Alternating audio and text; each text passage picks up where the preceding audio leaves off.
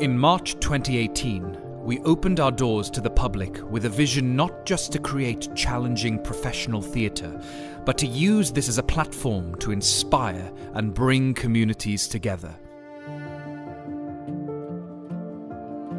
Theatre and culture build identity. With theatre and culture in our local life, the community landscape is more vibrant. Local life is enriched. We believe that the benefits of theatre should be available for everyone. Our Theatre for All programme has removed financial barriers, giving disadvantaged people access to the theatre free of charge. So we were told that we'd come here and have a Christmas meal and then go and watch A Christmas Carol. Our aim is to make live professional theatre available to everyone and use that experience for positive change.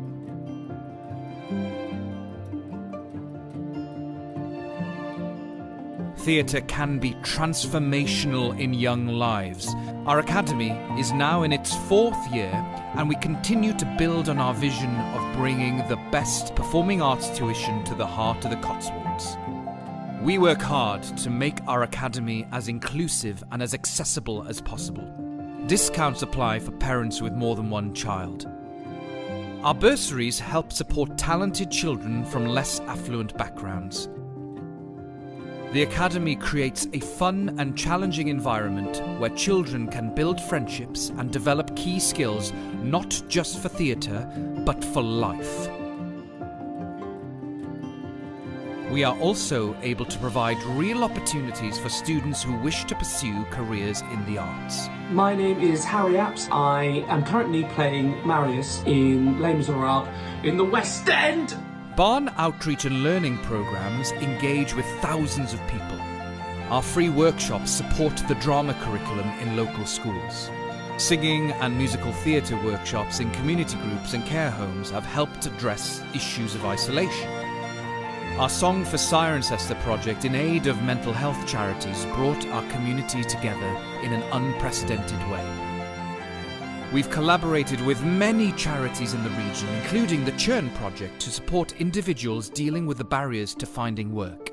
Since working at UN, my life's changed. It's given me some purpose, given me an interest, some confidence I was lacking prior to all this.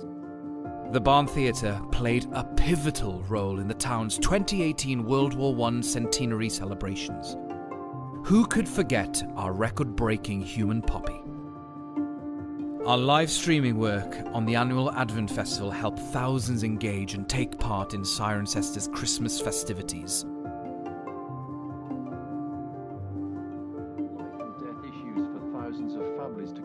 In these times of uncertainty, we strive to keep the community together. The theatre may be temporarily closed, but our commitment to you goes on. Even now, our amazing costume department are helping the NHS by making scrubs for frontline workers. We've used our technology to build a free live streaming service that provides much needed community news and entertainment for all the family. Broadcasting every day to keep us all connected. We are not just a theatre. We are the Barn.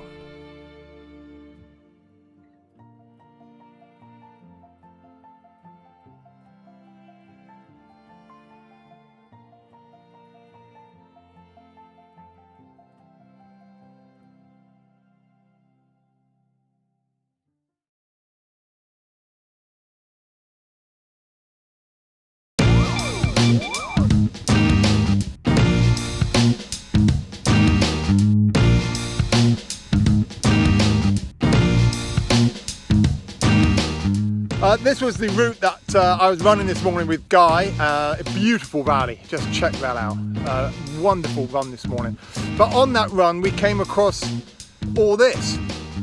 And I won't go into too much detail. It's 2 or 3 dirty nappies, a load of empty picnic stuff, some plastic wrappers, some sweet wrappers, Pringle tube, and loads of other stuff. Words fail me. What moronic imbecile has left this here? It's not even on a footpath, and it's 300-400 metres from the nearest road. What makes somebody think they can simply toss this away I have no idea. I felt compelled to come back and clear up the mess. And interesting enough, when I came around a corner, a deer was snuffling through this, going through all the rubbish. I despair sometimes at the people that we share this planet with. It disgusts me.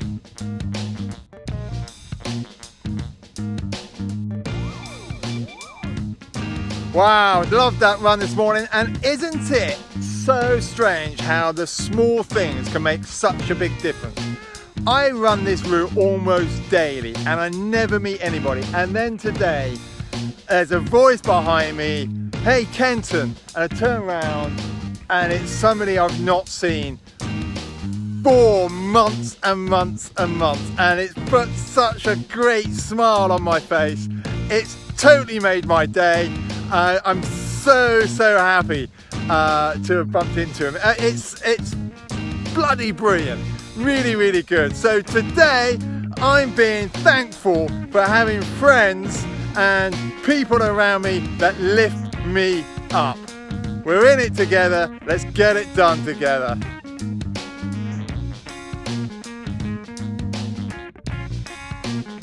Well, that's the morning run done. Home now for a workout with the family, and then arguably my favourite part of the day, or favourite part of the week even, is my Sunday brunch / breakfast. Because as many of you know, I break my fast at 1 o'clock in the afternoon, so that's about 3 or 4 hours after I train in the mornings. Now that works for me, but I'd love to know what each and every one of you guys do. When do you train in the day, and when do you take on your nutrition? Do you train in the morning after breakfast? Do you go pre-breakfast? Do you go pre-supper? What works for you? So hit me up, let me know, because I'd be fascinated to know what you guys do with your nutrition and training. So drop me a line, and remember, it's Sunday, it's the middle of a bank holiday weekend. Have fun, we're in it together, we'll get it done together, but hit me up.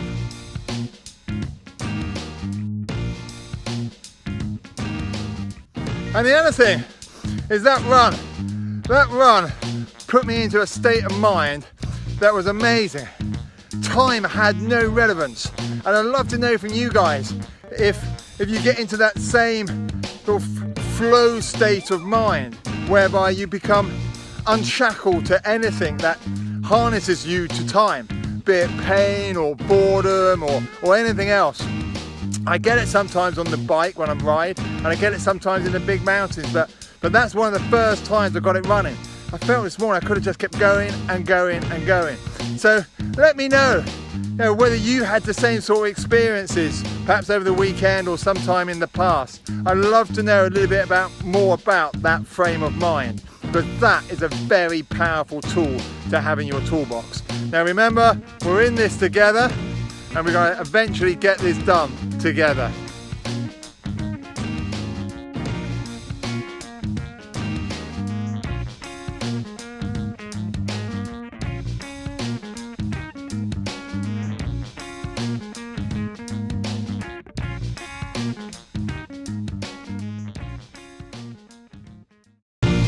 My mate Kenton has done some extraordinary things in his life, and he's pretty hilarious as well. We're going to talk about climbing, we're going to talk about sports, hot topics, and we're going to merge all that together for an entertaining 30 minutes. Wow, welcome back to Cool Conversations. How's your week been? Hit us up, tell us what you've been doing. Now, this week's guest is somebody that has been a massive inspiration on my own climbing. He was at the top of his game when I was just setting foot in this amazing journey that is climbing and mountaineering. And he's been somebody that I've been wanting to chat to for quite a while, but I've got to say this, it was our mutual friend Ben Ayres from the DZI Foundation, or as we would say in England, the DZI Foundation. Ben reached out to me and said, "Hey Kenton, really dig what you're doing with your Cool Conversations. Is there any way you can help the DCI Foundation, which I'm a ambassador for, to try to raise awareness of the current plight in Nepal? Because we're all suffering a lot with the pandemic, and we're looking very closely at our own local communities. And Ben is a resident in Kathmandu and is doing some great stuff with our Sherpa friends and the people of Nepal. And he essentially reached out and said, hey, it'd be great if you can have a conversation with somebody that is as deeply invested in some of these Himalayan countries, such as Nepal, as you are. And the person that he recommended was none other than Conrad Anker, who is, if you look up badass climber, it says Conrad. Now this guy, he's just had one of the most amazing careers. He won't mind me saying that at 58, he is still crushing it. He's got the enthusiasm of a young boy. He's out there mentoring the next generation. He was the guy that found George Mallory's body on Everest back in 1999. He had a heart attack in 2016 while attempting a new route in the Himalayas, but none of this has held him back. He's written 4 books, he's starred in a number of films, and possibly the thing I am most jealous of, despite his amazing climbing resume, he was interviewed by the absolutely delicious Kirsty Young on Desert Island Discs back in 2013. So if you've not checked that out, go and look that one up. It's one of my favorite Desert Island Discs of all time. This guy has first ascents on pretty much every continent. If he's not seen it, he's climbed it. If he's not climbed it, then he's, I don't know, walked around the back and base jumped or rappelled off of it. He is insatiable on every level. It is none other than Conrad Anker. Conrad, how you doing, buddy? Oh, yeah. I think that's it's like there's Mom and there's Kenton Cool in terms of over-the-top introduction. So, but thank you so very much. No, come. I mean, it's true. I mean, you've been at the very top of the game for what, almost 3 decades now. I've got to ask you, I mean, I'm not being rude by saying you're now 58. Your stoke is as high as ever. How come? How do you do it? Well, I think when I was born, my factory setting was go climbing, no plan B. And I wake up in the morning and I grab the reins and I see where life's going to take me. So, yeah, I'm fortunate to have found my life calling in climbing and been able to pursue it and to share these experiences with as many people that I have. So that's there's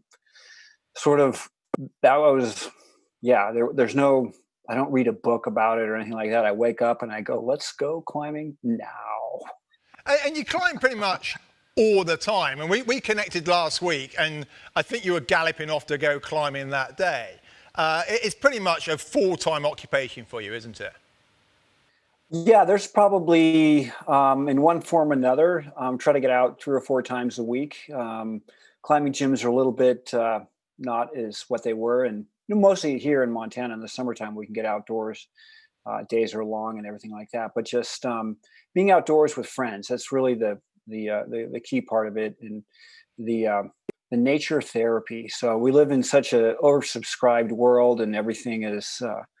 we have our little microcomputers here that drive us crazy and everything. And so when you leave that behind and you walk through the woods and or the fell or wherever you're at in nature, and it rejuvenates. And that's sort of the foundation of my motivation. Yeah, I think it's absolutely right. I remember watching a little clip of you recently. You were climbing with Jimmy Chin, your long-term friend, Jimmy. I think you were rock climbing somewhere. You snatched a day's rock climbing, and you were there gearing up at the bottom, and you were doing, you were chalking up, and you were saying into the camera that it was Peter Croft told you that the first chalk up of the day was the most important one, and you were there with a glint in your eyes, so excited to be out snatching a day's rock climbing. It filled me with enthusiasm. It really did. So I've just got to say thanks for making I appreciate that. Making the world such a positive place. It's quite incredible. Now, if we look at your career, there's been a number of periods where, and I know your career relatively intimately through being through you being like a hero in many ways. But to explain to people who may not know, you've aligned yourself or have been aligned with some fantastic climbing partners over the years. Your partnerships are beyond legendary, starting off with the late Mug Stumps, who was, you know, a visionary game changer in our sport of climbing. And then very quickly you started climbing with Alex Lowe. And both these guys lost their lives quite unexpectedly. So just tell us briefly what sort of impact that had, losing one of your primary climbing partners, but also close friends. I know you're very close to Alex. You've said he's your best friend, and Muggs was a mentor. So what impact did that have on you as a person? Yeah, so Muggs was, it was May 21st, 1992, that he fell in a crevasse on the south buttress of Denali. And it was pretty much changed my whole perspective. I mean, I was 29 at the time, and I hadn't really gone through loss in that sense that we do. I mean, grandparents, it's a sequential thing, and they get old, and that's life. You understand that. But yet when there's someone that's in their prime, and at the time Muggs was 42, it was just so, the world left me. And I thought that, I mean, we're always had this bravado or this psychological motivation that bad things happen, but they don't happen to us because we're going to train and we're going to be more aware and we're going to make better decisions. But the mountains are capricious and they play for keeps, and you can't go into them with that attitude. So that was the initial setback. So, and then Alex and I, whereas Muggs was my mentor, Alex was more along the lines of a peer. And from Alex and Jennifer moved to Salt Lake City with their one child in 1991. And from then on, when I was living in Salt Lake up until 99, Alex and I embarked on a bunch of expeditions and climbs of El Cap and things like that. And we were both sort of well paired in terms of motivation and getting going and things like that. Alex was obviously a stronger climber, but there's other ways that you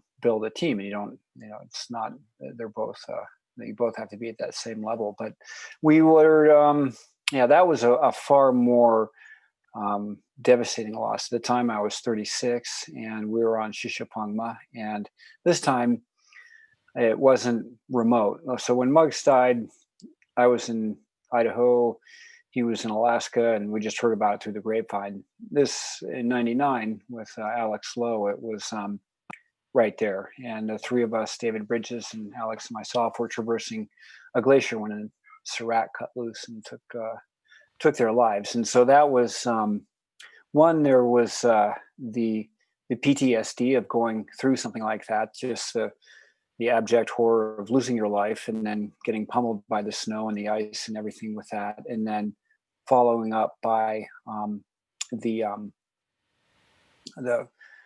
survivor's guilt, that was like, why did those guys lose their lives and I didn't? And the combination of both of those was pretty heavy. And it's something that I think about a lot where I am today, because we still love to climb. But as you know, Kenton, on Everest, it's you go into Everest Base Camp every year knowing there's going to be fatalities, and who's it going to be, and what's that effect going to be, and how can you psychologically prepare yourself for that? And then when it does happen, what are the tools that you can use within your community to alleviate that pain and kind of come back to a sense of normalcy?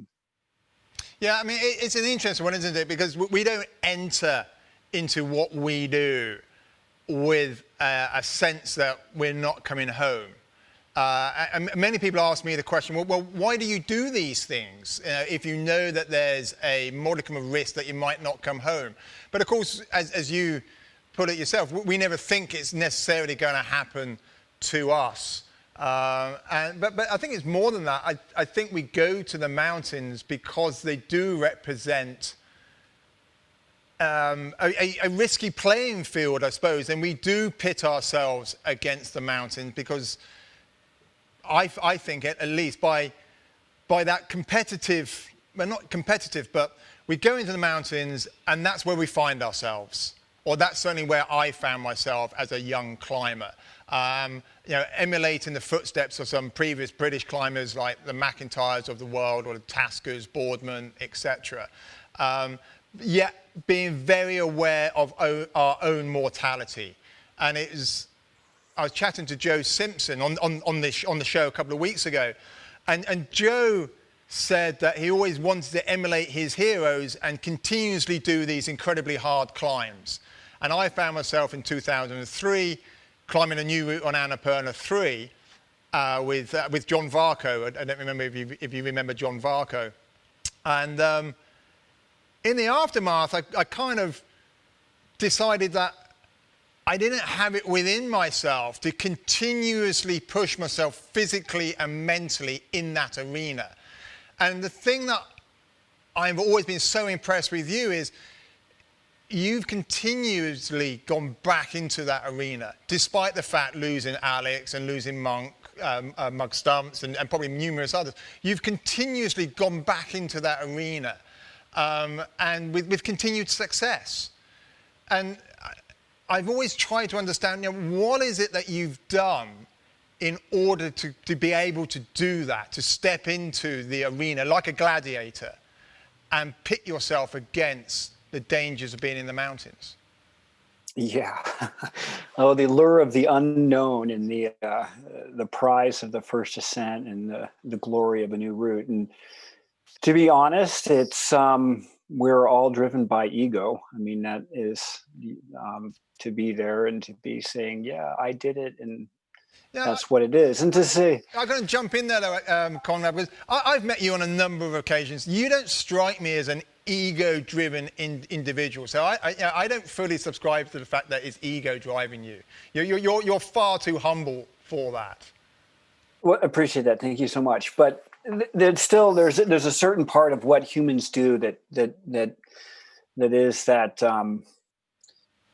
acceptance and validation by our peers and within that. And that's part of it was what that was. But I guess, taking that aside, I just wanted to put that on the table and move on from it, because it is a part of what motivates people to go do that and to do those things, and for whatever reasons. And but the allure of the exploration, that you would be the first person to be on a part of the planet that no one has ever been. And obviously the great exploration, initially when humans started doing it, was for wealth, it was for nation, it was for religion, it was to enslave people. I mean, exploration really didn't have a great foundation to it. And the advent of the previous century, with the South Pole, North Pole, Mount Everest, the Mariana Trench, and then the moons, we had all these physical landmarks that within 100 years, humans achieved them. The highest, the deepest,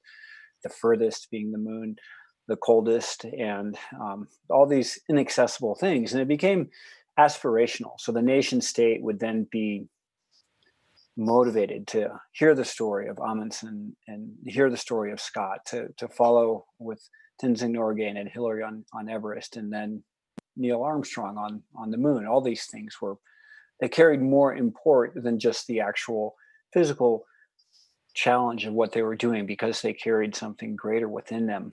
But now we can open up a computer, and you can go on a satellite mapping technology, and you can find boulders in the Himalayas and plan a trip to go climb them. There's not like this, oh, so-and-so went there 4 years ago and he talked to a yak driver who said that there were a lot of boulders that looked like curdled cheese in this one valley drainage, and he said it was good. And so that's kind of how we pieced it together. And now there's a good explorer will spend hours on the computer software program looking around and finding rivers and creeks to kayak, or cliffs to climb, things like that. So there's a little bit of a difference in there.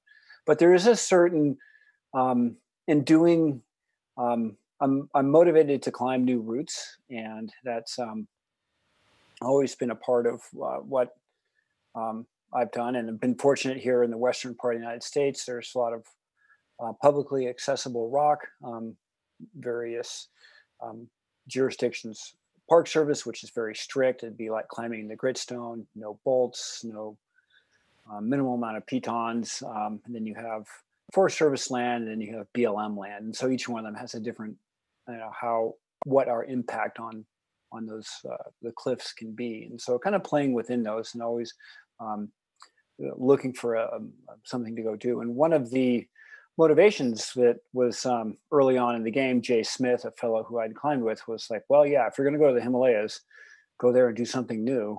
Well, yeah, maybe I concur with that. Your first trip or two, understand how it get an idea of what it's like to be there, and then subsequent trips go there and see something that's unknown within that. But yeah, it's the beauty of it is that if you do it for everyone that comes subsequently, or for when I go do a route that I haven't seen before, that first time up is a new experience. And that's that sense of discovery is something that is, to me, is profound. And by example, yesterday I played my first round of golf ever in my whole life. No way. How did it play out for you?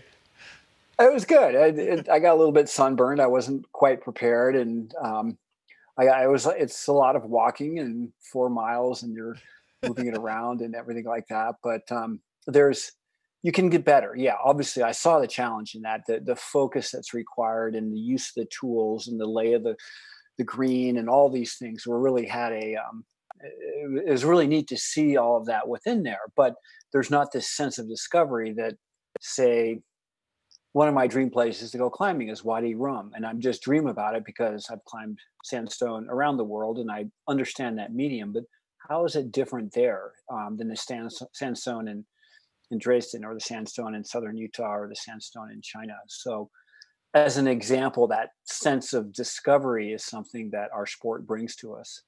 No, I mean, it's fantastic. I mean, I think one of the reasons to go to the Wadi Rum is the sheer elegance of the Bedouin there. They conduct themselves with such style. I think that place rocks, and there's more unclimbed rock in the Wadi Rum than almost anywhere I've ever been. It's insane, isn't it? Yeah, now it's even moved up on my list of travels after. Is touching on that, meeting people and the cultural aspect of it is really profound. And that the first time I went to the Himalaya in 1988, and I was like, oh yeah, it's going to be about me. I'm going to go. We went to the Kishtwar region in Indian Himal, and I was like, yeah, it's going to be about me and my mates climbing this great thing with fluted ridges, and aren't we great? Come back and we're heroes. And then I realized, meeting the people that live in these villages, for them, many of the mountains are deities, and that the level of their life is such that going climbing is sort of a frivolous pursuit. There is no sense in it. Why would you go risk yourself even more when, for a lot of these people, near to subsistence living, that life enough was hard enough? And that seeing into their understanding and what it's like, and that their acceptance of their lot in life is a pretty has had a deep effect on me and my worldview going on since that time. Yeah, I think it's really interesting. My first trip to the Himalayas, I think, was 91, 92. And I went to Pakistan, and the same thing. I mean, the climbing was almost secondary to the relationships that we formed there. And yeah, I remember spending some time with a goat herder. We came off a mountain, we ran out of food, we ran out of fuel, all the normal stuff. And we're walking through the meadows, right, at the base, and this young lad called us over, and we spent the night with him in his yurt, so to speak. And he was a sheep herder, goat herder. And he didn't speak a word of English. We couldn't speak a word of his dialect. Yet we spent the night there. He shared the bread. He cooked us dinner. He made us tea in the morning. And it was at that point that I think I fell in love with the people of the Himalaya, or the people of the mountains, maybe. It was, as you said, a profound moment. It really impacted my life. And it was down to the people as much as the mountains themselves. Yeah, and still to that moment, I mean, we think about all the people who have gone to the mountains, and sort of the grandfather of all of the climbing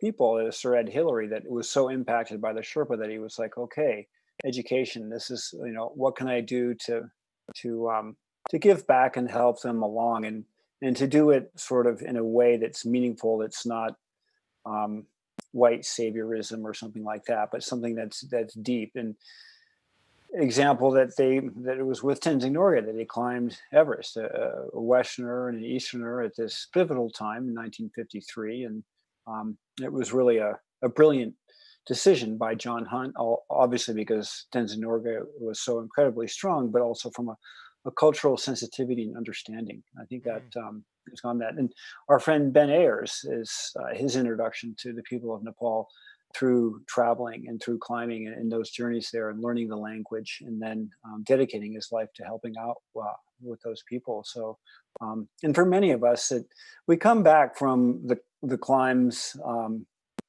pretty we're humbled by it. One, because of the physical aspect of it, that we can get cold and it's scary, it's dangerous. We know how many people lose their lives. All these things they're always a constant reminder. But after working with people that are there to help you get to the base of the mountain and prepare your food and to help you carry your loads, all these things that are integral to climbing on the mountain, you have a greater appreciation for people that might not have all the luxuries that you and I might have, and many other people in the world. So that perspective, that gain of perspective and empathy for other people, is probably the most valuable lesson that climbing can bring to people. No, absolutely.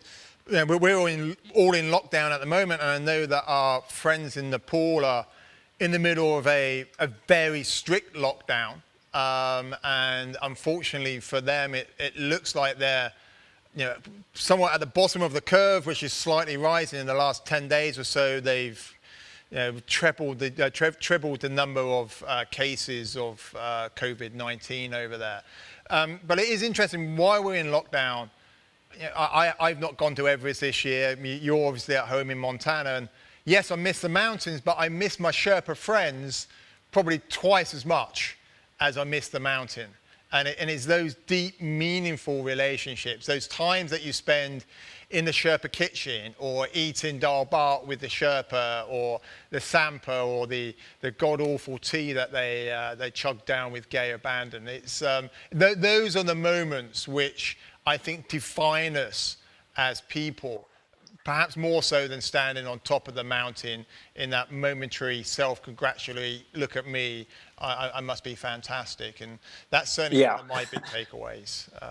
Yeah, exactly. I mean, if we wanted to go suffer, we could just go out to the mountains here without a sleeping bag and just be miserable for 48 hours. And is that why you do it? No, it's not that. But the community at Everest Base Camp, to me, is, I love that, the way the village is and all the teams working with each other, and the communal sense, and how the Sherpa are organizing the various tasks that are there, and the communication and the understanding, acceptance of everyone else's weaknesses, and then working together in times of need. And that's it's something rare to find in this day and age. And that, to me, is I love. I'm not going to embark to climb Everest anymore, but and I'm certainly open to going to base camp and helping the next generation be there, and to make sure the solar panels are oriented the right way so the batteries are charged. But just being part of that, as you said, having tea and being in that community. Yeah, because you were supposed to be there last year, weren't you? With a big Nat Geo team. Was Mark Fisher was there, and I think Pete Athens stepped in last minute to step up to the role as I suppose expedition. Wasn't really leader as such, sort of coordinator, advisor, base camp captain, for want of a better term. But it was supposed to be you, was it not? But then you had to take a step down. I forget exactly what it was. Perhaps you can tell the story. Yeah. So November 16th, 2016, I was on Lunagri, which is up from the Tame Valley in the Khumbu region, and trying to do the first ascent of that peak, Lunagri, with David Lama. It was our second go on it, and I suffered a myocardial infarction, which is medical for a heart attack. So it might have stemmed from something I'd injured my body earlier, but I had a heart attack. And then, so fast forward, everything's going there, and this great meteorological science expedition to better understand places at risk on our planet, working with National Geographic and funded by Rolex. It was this big trip. And so I went to get a more comprehensive medical examination. I mean, you have to have a medical examination to go on Everest as it is, but for something of this capacity, so more tests and everything like that. And at the advice of the medical team was that I had I'd had a blockage in my left anterior descending artery, and it was 9 hours from onset till the procedure in Kathmandu. And lucky that Dr. Yadav Bhatta was there, and the next day he was scheduled to fly to Delhi for a conference. And wow. I mean, luck was on my side, and hitchhiked out on a helicopter, and but still those 9 hours damaged my heart, that it wasn't going to come out of hibernation or come out of dormancy. That there was tissue necrosis there, and that subsequently the way my heart was not at the very least it would have been increased damage to the system, or forcing other parts of your heart to work extra hard, or there could have been another heart attack. And given the fact that was the nature of a trip of that size, it wasn't about me. It was about the science that we were doing, and I was the coordinator. And luckily, Pete, one of my great friends, and knows Everest inside and out, and has been there much longer than I have, was able to step in. And so the groundwork that we got in terms of getting permits together, and the locations, studying that, working with the Tribhuvan University team. So all of that, the 3 trips leading up to the actual expedition were great fun. And but hey, life happens, and absolutely. But I did see some of the really cool Yeti, because you're a bit of an artist from time to time. With some of the guys had the Yeti thermal cups, which you had personally engraved for them, which I thought was there we go. Look at that. So this is a little battery bank. It's anything that's anodized or has a coating on it, I engrave it and do artwork with it. So it's like Scrimshaw, the old sailors did. So, but I'll make sure I get one out to you. I think that's super cool. Yeah, really, really cool. Now we got to touch on, because I love Everest, obviously.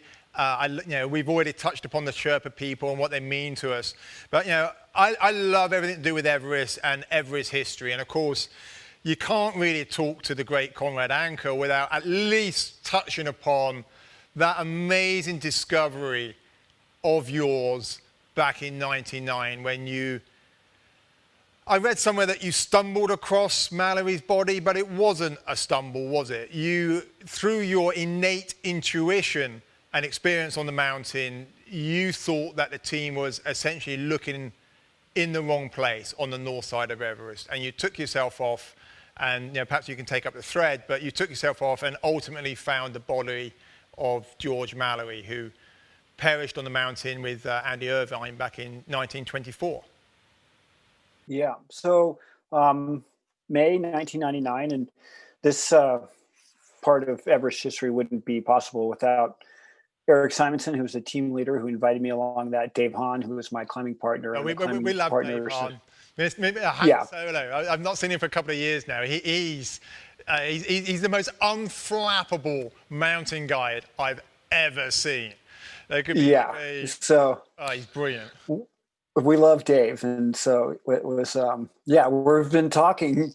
Like Dave and I we've got like this COVID conversation going. He's in New Mexico. I'm here. He's not working on the mountain, and so. But anyways, Gratitude to all the teammates, because it wouldn't be possible without them, and to Jochen Hemleb, the research historian that was part of that and had kind of pieced together a lot of the history and the sightings of the English dead as they were described by the Chinese climbers in the 1970s and on with that. But yeah, we were at about 8.3 on the north side of the mountain, and I wasn't specifically on the expedition as a search party. I was my ask was to have a go at the second step and to have to be on Everest without previous experience at altitude, and to see what it was like to it was possible for Mallory and Irvin to climb that the cliff band that makes the second step. So that was so I was acclimatizing. I was traversing out towards the Norton or the Great Couloir, and sort of contour, not losing elevation, not gaining elevation. You can, it's the one of the few times you can actually walk flat is when you contour on things. So I was using that to acclimatize. And on the north side, there's like, because it's the way that the limestone bedding goes, that there are, I've not been on the north side, but my understanding is there are, as you rightly pointed out, almost shelves that the climber can walk, shuffle, climb along. And then there's the steps which then truncate the ridge that the climber has to climb up. They're the very clear obstacles that bar the way to the summit. Yeah, so very different mountain structure than, say, Makalu, which is entirely granitic, or Ama Dablam, which is entirely granitic. When you have a mountain that was at one point sedimentary or marine organism, which is what limestone turns into, is the old Tethys Sea, and then put up there. So you find these little catwalks that you can move around on. And using one of those, I had traversed out towards the Great Couloir, and then I was on my way back, and it was out of looking over to the right side, seeing the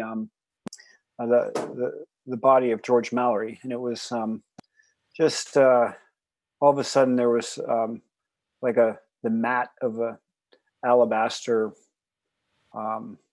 marble type color rather than the snow, which is reflective, and it just looks different. So it drew my eye there. And then upon inspection, seeing the clothing that they had, it was obvious it was one of the two climbers that had disappeared in 1924. And we initially thought it was going to be Sandy Irvin due to the Audrey Sauckeld and Tom Holtzell's book, Lost on Everest, about who was, you know, the hypothesis at the end of the book and where they might have disappeared, and who was that body that the Chinese climber had seen in 1976. So kind of piecing all those together. But it was a very humbling moment, and one of sort of pretty solemn. Everything we do today in our generation of climbers is based on what the previous generation. So we think back to maybe the original climber was Ötzi, the fellow that was entombed in the glacier some 3,000 to 5,000 years ago, going from Tyrol over into the Innsbruck Valley as a climber because he had tools and they were going to the summit. But then with the golden age in the Alps, and then the advent of the Himalaya and people climbing there, and eventually what Mallory and Irvin did set the stage for the expeditions in the 30s. Obviously in the 40s, we had greater things that were happening in the world. And then in the 50s, when the English expedition with Ed Hillary and Tenzing Norgay arrived, they were then built upon that experience, all of what they had. And then 10 years later was the United States expedition, Tom Hornbein, Willie Unsold with the Traverse of the West Ridge. And then next generation on to that was the Southwest Face of Everest with Doug Scott and Dougal Haston, and led by Chris Bonington, and then John Ross Kelly and his generation sort of immediately before I am. So each one of these, we have this where we're at and what we've done. And the current generation of climbers, we've all benefited in one way from those that have come before us. And so that figuratively standing, we stand on the shoulders of those that come before us. And that's something I take deep to heart. And is that one of the reasons, because I know you spend quite a lot of your time, not quite mentoring the next generation, but you were the sort of team leader or the team captain for the North Face for the best part of 25 odd years. I mean, is that part of your ethos yourself, knowing that you're almost leaving a legacy for the next generation? Is that something which you're clearly acutely aware of it? Is it something which drives you forward? Yeah, it's pretty meaningful. And I was introduced to the mountains at a young age in the Central Sierras. Our family's from just outside of Yosemite National Park. So every summer we'd get up into the high country with some mules and go backpacking and peak bagging and easy, moderate stuff. And you could always have good fun with your siblings and your parents and everything like that. But then my dad would be like, you're going to go out with my buddies without me. So a valuable lesson there when you're a child. Mom and dad are otherwise known as excuse station or ATM. Oh, I can't do this and help me out. I need some money. I need a lollipop, all this and that. But when you're out there with your dad's buddy, you're like, oh, I can't let down. I'm gonna have to be a little more brave on this and make it happen. And so those lessons that I had learned from them, that the foundation was set by my parents, but then it was my dad's buddies that they went out, and then I found climbers that were older than me, or they found me that were able to share with that. And it's always good. I mean, I was fortunate to have that in that sense, and it's always in whatever discipline we have, whether it's in medicine or the arts or science, there's always this taking someone under your wing and giving them, sharing your knowledge with them in the hopes that you're going to make the world a better place, rather than hoarding your own expertise and everything and being competitive about it. It's like, yeah, there's, am I psyched for Jimmy Chin and Alex Honnold, two guys that I've mentored, being better climbers and moving this on? I'm very excited. I mean, that's like, yeah, that's success, is when they do well, and that's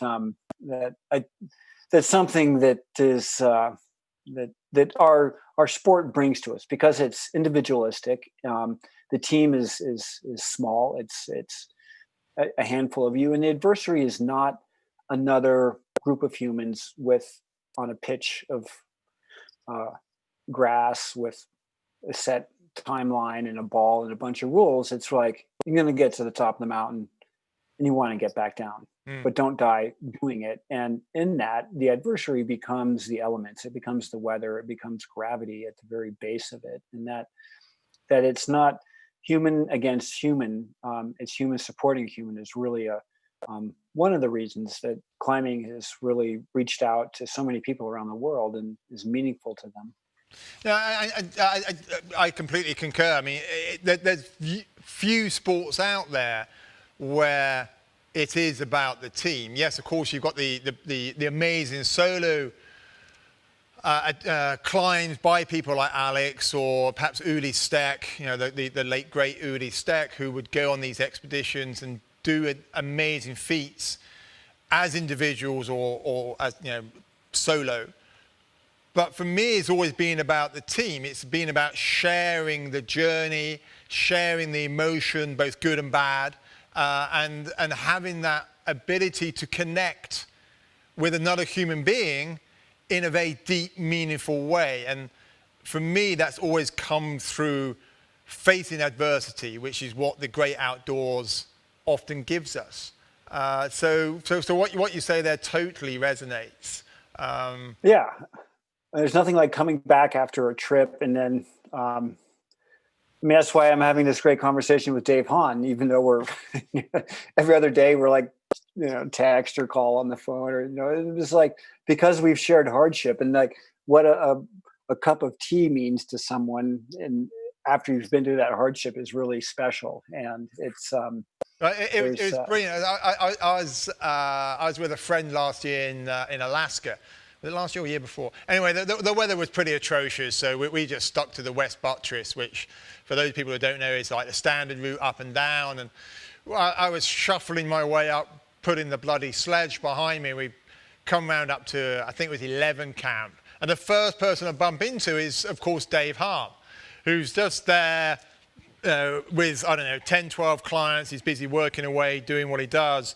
And I come into the camp there, and the first thing he does is gives me like a huge growler, I think you guys call it, like this massive cup of the best hot chocolate I have ever had. And he's like, come in, and he showers both of us with this amazing hospitality that only Dave has the ability to put on you. Yeah, next time you say, give him a high five from me. We love Dave. He's just brilliant. And he was with you in '99, but you also had, oh God, his name's going to elude me, the young guy that was with you. He was on the West Ridge with Dave Morton in... Oh, Corey Richards, yeah. Well, that was in 2012? No, Leo Holding? 99. You had... Jake? Jake. Yeah. Jake Norton, yeah. Great guy. Amazing photographer. I mean, if people are listening to this, watching this, you should check out some of Jake's work. It's Jake Norton. He's becoming Mountain World Photography. Yeah, becoming incredibly talented.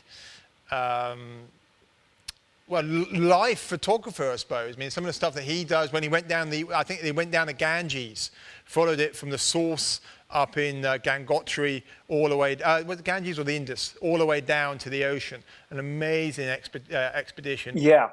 The Ganga River, and just seeing anything else. Yeah, incredible. Yeah. Absolutely incredible. Yeah, and what it means to the culture, and it's pretty. Yeah, there's so much depth to what it's. I mean, I always read about historic football matches or something like that, but it's like, well, the one team won, the other one didn't, and so was a great player, and they pulled it through at the last minute, but. I mean, it kind of repeats itself, and when you watch it, it's great at the time, but it's not like, wow, when you go climbing the Gangotri, this is the source of the Ganga River, and this is the gods that are central to Hindu religion are based there, and there's deep cultural roots with that. Likewise, climbing here in the United States with Native American culture, what do the mountains mean to them? The indigenous people that are there, and understanding them, and same thing as we travel around the world, and that being aware of it and being sort of being open to understanding that history, I think, is really a key part to it. Yeah, it's being open. It's being open to different religions, different cultures, different people, and not casting judgment because somebody else is different. I think that's the key thing. And climbing is fantastic in giving us that ability, I think, to be non-judgmental, which is something where I feel really very, very blessed for, very, very blessed for. Now, one thing that I've been trying to get my head around is some of the work that you've been. I don't know how you find time in your life. Not only are you climbing 3 or 4 days a week, but you're incredibly invested. I don't quite know where you would say at board level, or whether you're a founder of these things or advisor, but I've just got a list here of just some of the things that you're involved with. So you've got the Alex Lowe Charitable Foundation, you've got the Khumbu Climbing Centre, which I'd like to touch upon in a minute, Magic Yeti Children's Libraries, National Park Exchange, American Himalayan Foundation, and of course, Protect Our Winters, which is a sort of climbing a climate thing for sort of venture sports enthusiasts. You're heavily invested in all of these things. I mean, has Conrad Anker got a 32-hour day, or are you simply brilliant at time management? I don't quite know how you fit it all in. Oh, it's finding that sweet time of the day. For me, it's in the morning. So drink coffee. I see you got your coffee press there. Yeah. I mean, it's 8:30 at night, but I'm feeling a bit jaded. So I've been through a whole French press this evening. I'm gonna be wired tonight when I get home.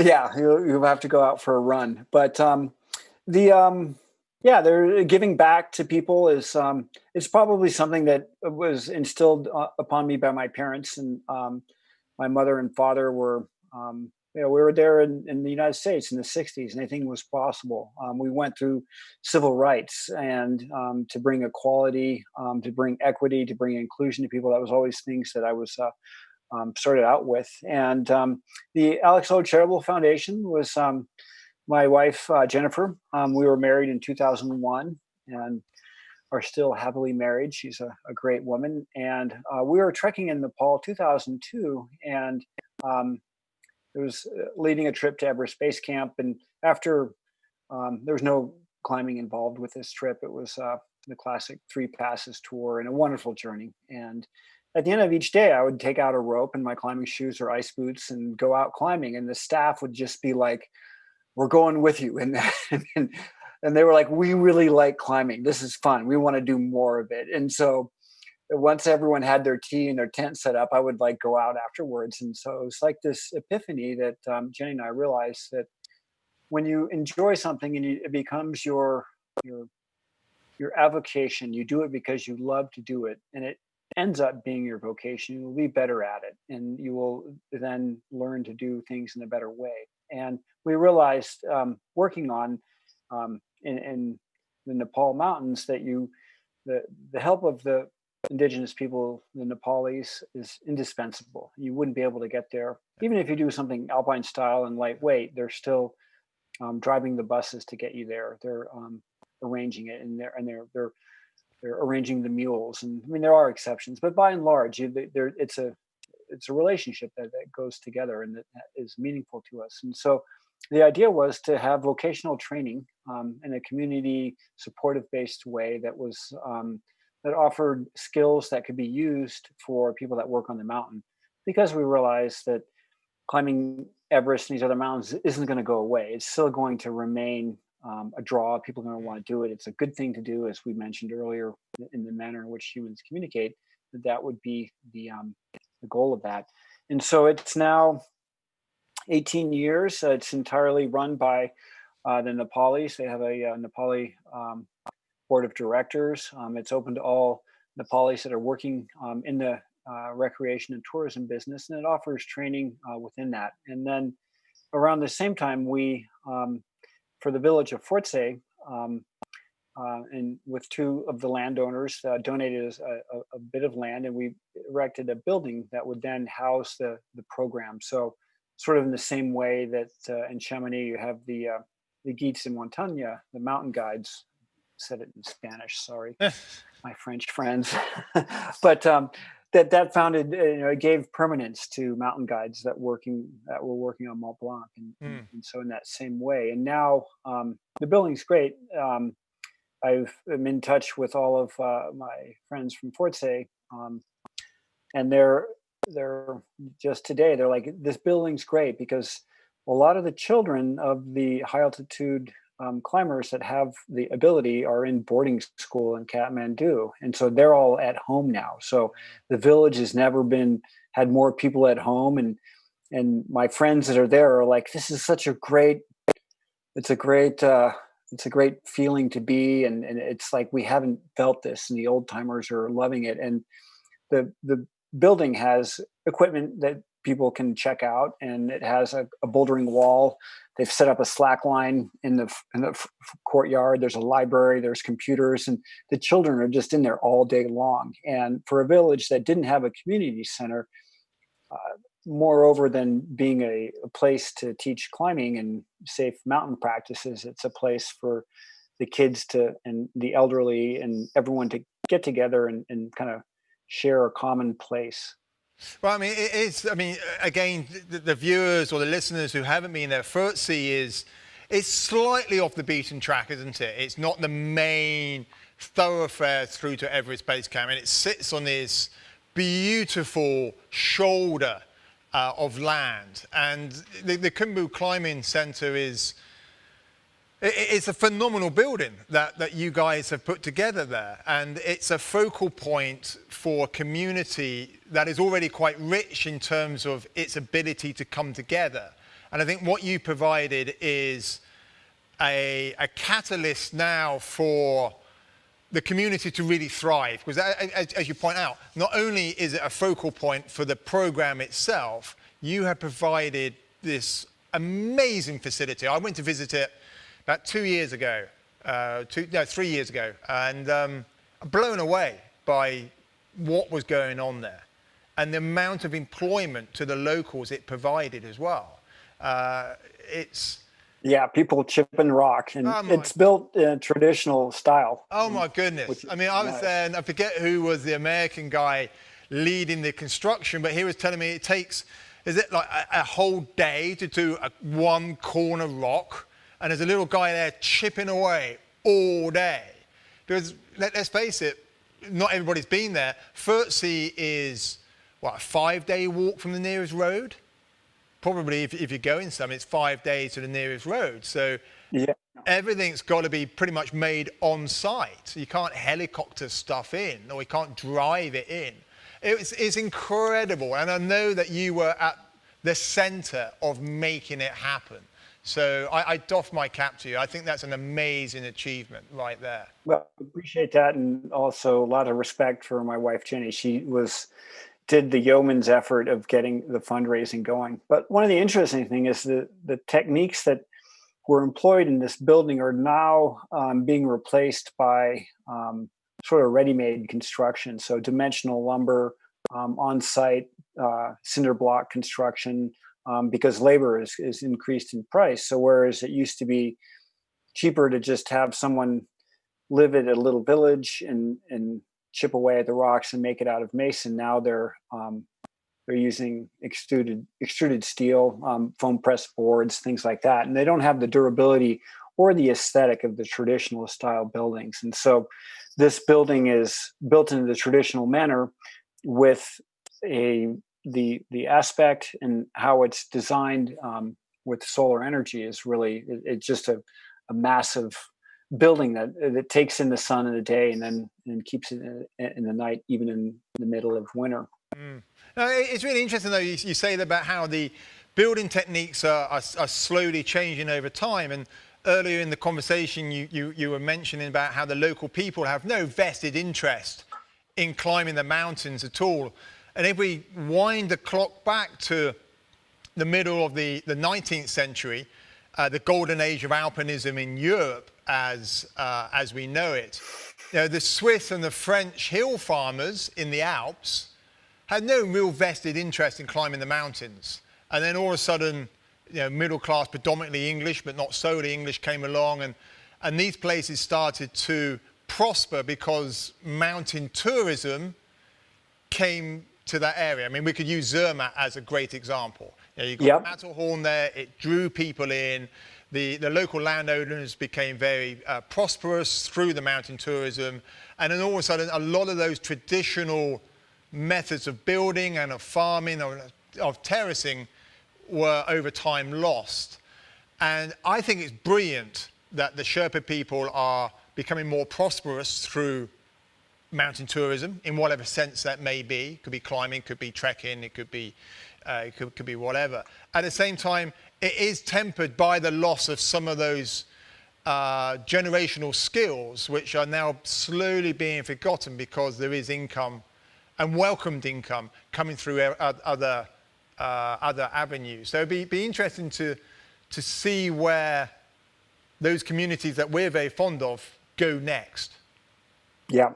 What's interesting is the youngsters that are in their 20s now. So Dawa Youngsum from the Roaling and Themba Sharwa from Fort Say as an example. These two young, they're now third and fourth generation climbers, and that have worked in the mountains, and they're as psyched about climbing for the sake of climbing as anyone else, and they want to go climb. It's not like, oh, I'm going to go earn a wage and carry oxygen to the South Pole. It's like, hey, these guys are over there. They're opening up new routes during the shutdown. And they're like, yeah, I'm like, hey, use up all the bolts that are there, that we use them for safety things. Open up some new routes, get out, go climbing.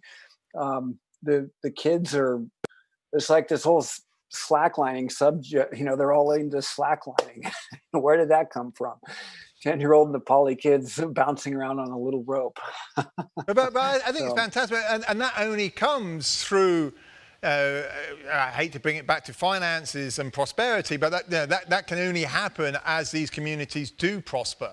And it's very easy for the armchair critic to slam Everest and say, well, it's a circus, it's this and it's that. And to a certain degree, they have a point. At the same time, without Everest, in the same way that Zermatt has its Matterhorn, the Khumbu region, which is now a very prosperous region, has its Everest, and that is generating, I think, a positive impact on the local communities. Yeah, and Everest itself is the flywheel for tourism in Nepal. I mean, it is the most iconic mountain of the Himalaya, and the more 8,000 meter peaks in Nepal, and it's of great importance to their nation, both from a symbolic, emotional attachment, and also from a financial standpoint. And that having it be in that sense, and doing ways that that can help the Nepali own more of that business, and to be and yeah, granted, the circus, it needs a little bit of market externality. It'd be great if there was a carrying capacity study of the mountain. How many climbers can the mountain take? So what you have on Aconcagua, Elbrus, Mont Blanc, Denali, there hasn't been a comprehensive carrying capacity study. Accrediting the guide services and having a standardization within that, and then finding a way for the people that are going to be climbing there, that they have a certain base level of experience that doesn't endanger themselves or other people. And you can do that either by experience, you can do it by lottery, or you can do it by money. And getting that quota figured out is a little bit tricky, but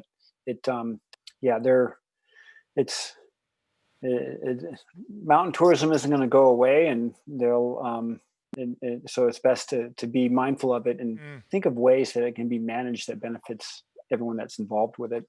Yeah, I think it's got to be managed in a sensible, organic, holistic way. And exactly how, because obviously I'm very heavily invested in the whole Everest thing, and it's finding that balance where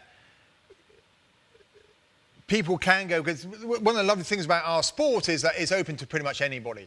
If you want to grab a pair of boots and a rope, with or without experience, that's one of the great things of our sport. It's not like playing golf that you mentioned earlier, that you need to be a member of the club, you need the right attire, you need the socks the right length or anything like that. Climbing is quite anarchistic in a way. It's always attracted those outliers in life, which makes it such a rich sport.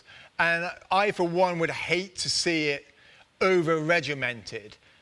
At the same time, there needs to be an understanding by the individual that they're not sucking somebody else in to a potentially dangerous situation, which we occasionally do see on Everest.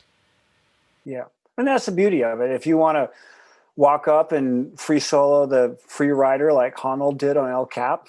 Oh my God. You can do that. I'd never play a match in Wimbledon. I like tennis, but I'd never be able to play at the very best place. But climbing, that freedom that's why we're all drawn to it. And it's a really important part of our history. Yeah. Now, I know you've been on El Cap and you put new routes up on El Cap. I remember pulling onto the Shield Head Wall. I know, it was the Shield Head Wall, but on this particular ascent, I was just aiding my way up Salathe. And I pulled onto the head wall on Salathe.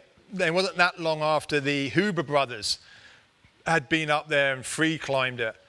And oh my goodness, talk about a totally humbling experience. I was stood in my aiders, which for those who don't know, is essentially a ladder that you put into the rock and you stand in. And I was trying to hang on to the holds, and I couldn't do it. The concept of free climbing that thing is as far removed from myself, and I consider myself a fairly good all-round climber.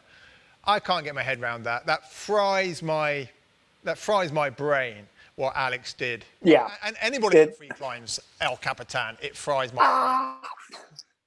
Sweaty palms. I mean, just thinking about it, and just that's hats off, respect. And I just thinking about it, and how dialed and how precise he was with everything was phenomenal.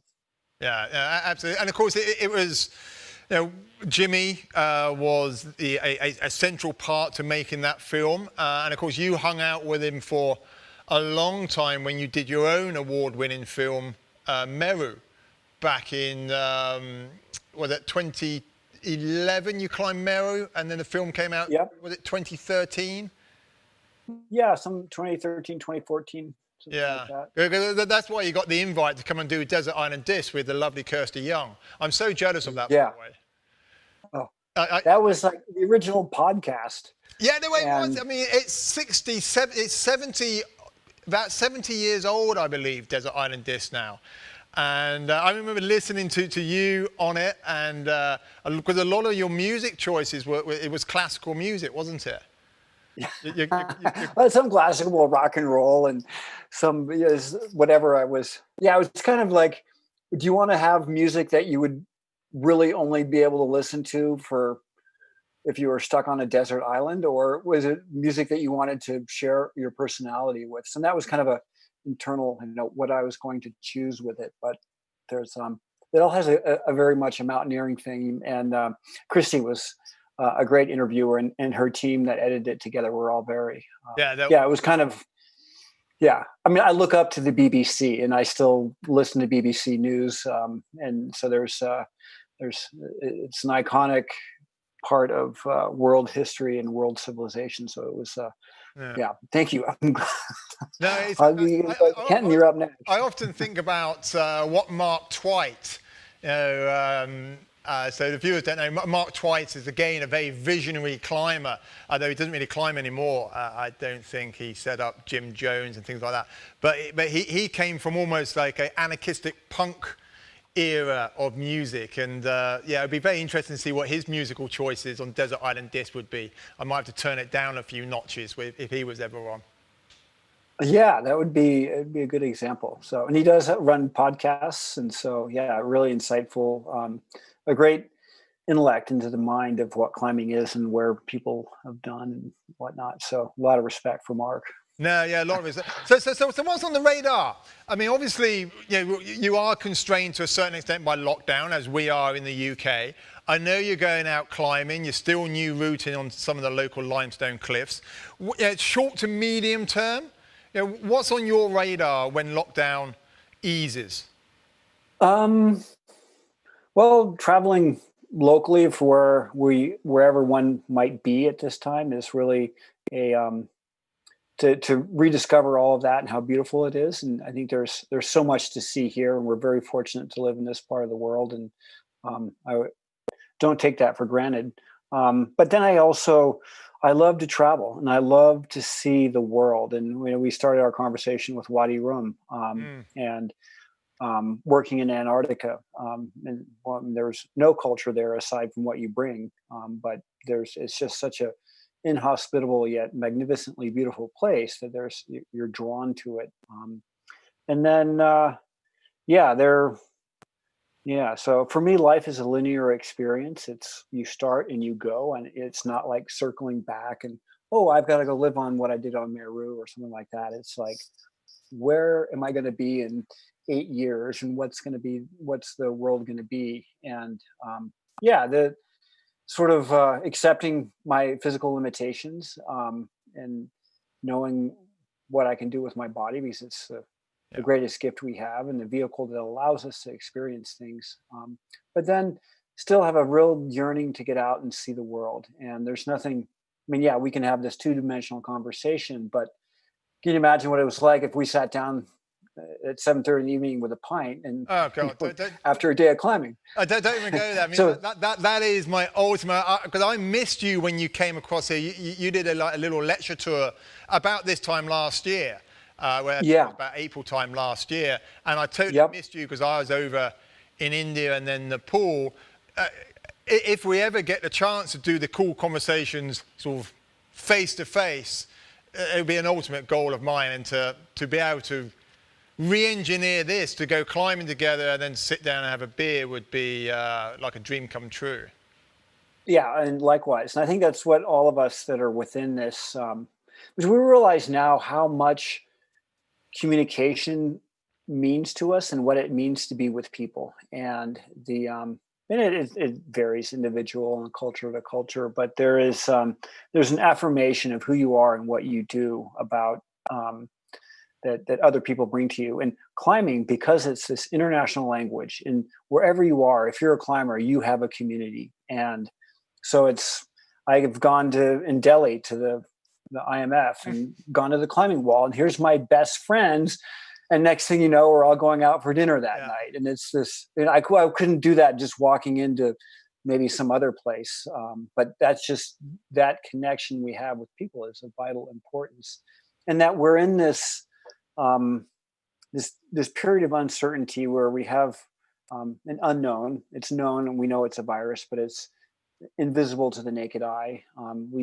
We know it's there, but it can infect us without it being a threat, like an avalanche or a tiger or something that's physical like that. And we understand about it through media.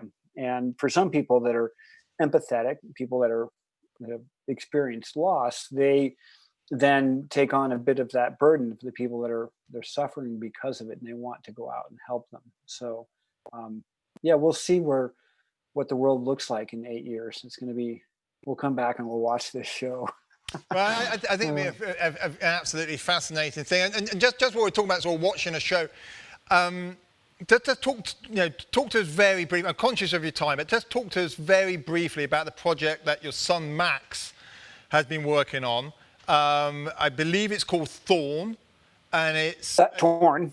Torn, and it's essentially a life story of Alex Lowe. I couldn't find very much information, so it's in post-production at the moment.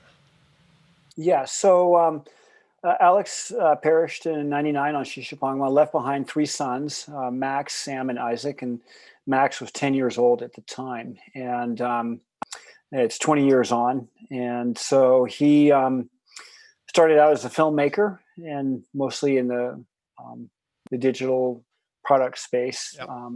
With outdoor brands, and a few did a story about adventure, not war, about traveling to Iran and Iraq and seeing the Iraqi-Irani border and the mountains there, and finding a commonality between people with that. And then his this project, Torn, is about his relationship with his late father, Alex Lowe, and our family and where we've been. And it's been a journey to go through it and to see the stories and how you do it. And when you have 90 minutes to tell a life story, you have to be very precise, because every image, every story, every scene has nuances to it that will shape someone's perception of what that person is and what that story is. But Jenny and I are most incredibly happy and proud of him for what he's been able to do. I look forward to seeing it. And I think that's a really interesting thing, what you say there about how accurate and precise you need to be if you're trying to condense a life into 40 minutes, into 90 minutes. And perhaps sometimes on a personal level, we could all do with that reflection and try and distill what actually is important to us. Because you pointed out earlier, I mean, these things here are one of our best tools, but they're also our single biggest distraction and a modicum of evil, I suppose, in a way. And to distill a life into 90 minutes, you've got to be precise and accurate. And perhaps it's worth us, all of us, taking a few moments to think about our own lives in that sense. The power of this is turning them off. That's when you I'm turning it off, and I'm not going to be. We remember it was like your first expedition. You didn't have a sat texter. You didn't have a sat phone. You sent a postcard to your mom when you got into Delhi, and then when you got back, you sent another one. But you'd get back before that was, and they were happy you were home. It wasn't this check in twice a day. I remember writing a fax to my father and sending it from Islamabad. I wrote really small and went to his office, and it's where these fax would come back about 2 days later. Yeah. And that's how we would communicate. So no communication for weeks. No news is good news. That's what we used to. Ride on. So listen, Conrad, we got to bring this home at some stage. I suppose I want to say thank you to you, but also to Ben for connecting us in the way that he did.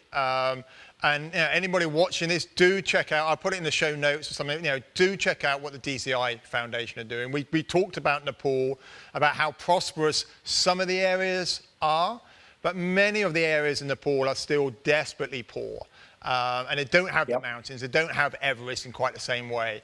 And Ben and his team of volunteers and trustees and helpers and on-the-ground staff are doing some amazing work over there with many, many villages. And they're about to enter potentially one of their darkest periods. And let's face it, Nepal, unfortunately, has been through some dark times with the recent earthquake in 2015 and corruption at highest levels and et cetera, and all of a sudden they're facing the pandemic, which we've all faced. But so I want to say thank you. Really challenging. Very, very challenging. So I want to say thank you to Ben, and I want to say thank you to you, Conrad, for your time. Most certainly. I look forward to. We've never tied on, actually. I look forward to tying on, and you can show me the trick, the Peter Croft trick about why that first chalk up is so important. Peter's another life stoker, just like but you want to get that chalk like well in there and get that base. And so my first chalk now in the COVID era is liquid chalk, because it's like basically alcohol hand sanitizer with chalk in it. And so it dries out, and then you got more chalk on it, and then you're like, go climbing. I've never been a fan of liquid chalk, though. It always feels a bit, well, maybe I should try it, see if it helps me. But I remember I've only bumped into Peter Croft once, and I was walking into the Needles in California, and it was about, 8:30, 9 o'clock in the morning, and I was walking in with a partner, and he was running out.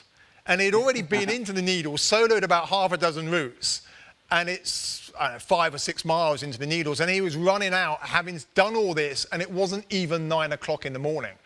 The guy is he's like a little Energizer bunny. Respect for Peter. He is the original wake up early and get after it early. Yeah, no, absolutely. And I just want to leave this on one thing. We spoke briefly about Max before, and I came across this quote, and I'm going to read it out so I get it right. So your son Max, he was so eloquent when he said this: "It's without doubt the greater risk to live and love than to reach for greatness and perish in its pursuit." And I just want to say thank you to you, Conrad, for being you. Thank you for joining us and going down the plight of the Nepalese and Ben, and thank you for your unmatched stoke and for generating a climbing community and a climbing history and leaving a legacy. So Conrad, thank you. Thanks so much, buddy. I appreciate it. I know you're jumping up and down. I can tell you want to go climbing. You're like, give me that first walk. No, I want to go. No, screw this Zoom conversation. I'm out of here. So, buddy, thank you for your time. And I hope to see you at some stage. Maybe not in the big hills, but let's go cragging and let's have that beer. Sounds good. And thanks, everyone, for tuning in. Be good, be kind, be happy. Kenton, you're the man. Peace, man. Wow. That was Conrad Anker. How lucky were we to have Conrad all to ourselves for almost an hour and a half. This is probably going to be one of the longest cool conversations we're ever going to do. So, hey, I hope you enjoyed it. I certainly did. Loads in there, as ever. We're so privileged to have some of these guests come on. I've been through a whole jug of coffee. I can't even begin to assimilate some of the things that Conrad was saying, but I have no doubt that each and every one of you will take home your own little messages from that. But for me, it's Conrad's stoke. It's his positivity and enthusiasm. That's what I'm going to take away. Remember, this is Cool Conversations. We do it because we are in it together and we are trying to save our barn. This is the barn theatre that we broadcast from every week. So please, if you do have the time, any spare money or the inclination click onto the Barn Theatre and hit the donate button. Every single penny really helps to keep this community-inspired, focused facility open. So I want to say thank you for the team. I want to say thank you once again to our amazing guest, Conrad Anker, and to Ben for being the connection and hookup. And thank you to each and every one of you for tuning in to another episode of Cool Conversations. Same time, same place, next week. Thanks, guys.